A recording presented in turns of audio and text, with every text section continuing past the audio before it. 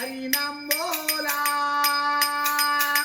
वासुदेव आला वासुदेव आला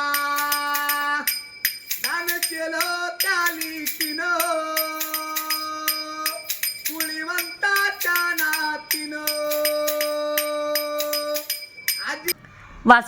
वासुदेव म्हणजे महाराष्ट्राची जुनी आणि अलौकिक परंपरा.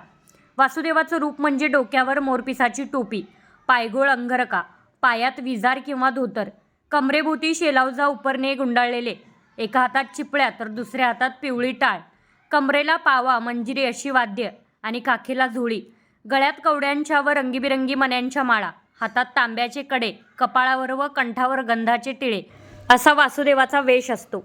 वासुदेव ही समाज प्रबोधन करणारी एक संस्था आहे. अशा शब्दात वासुदेवाचा गौरव केला जातो. वासुदेव आपल्या गीतातून जे तत्वज्ञान सांगतो त्यामध्ये दैववाद आहे.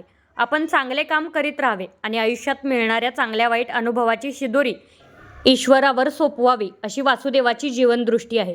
वासुदेव छत्रपती शिवाजी महाराजांच्या काळात हेरगिरीचे सुद्धा काम करत असेत.